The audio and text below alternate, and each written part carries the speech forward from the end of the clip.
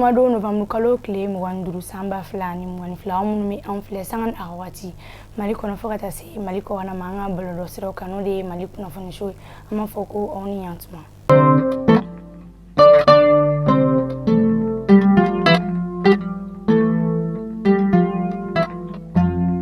Kunafoni damne la sabi ya madam ne anga jamana kono kibarula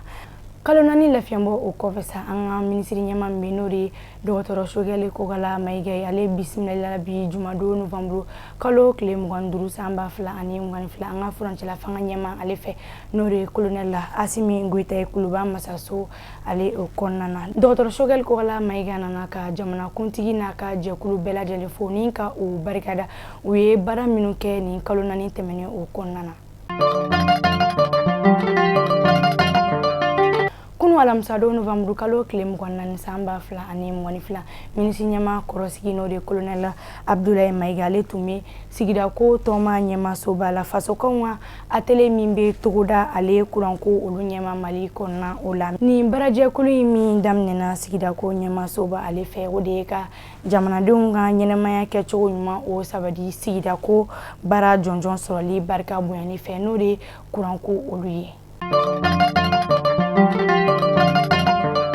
bara minu kera ni wati nunu temeni okona na muso chama ya ira ko be feka mali nimisi o wasawe wele da keka nyashi furanchela faka nyema oluma oyeka sharia do sigise nga ka danteme wale mi mega taka muso sengere olube sega kele choya mina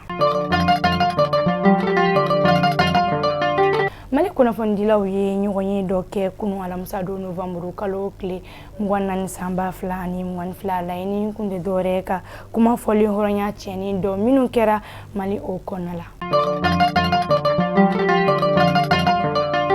Malikunafoni jaban la jebo o garzige kera ni kunafoni damanmani ama foko o kamete ne do kunafoni kuro keneka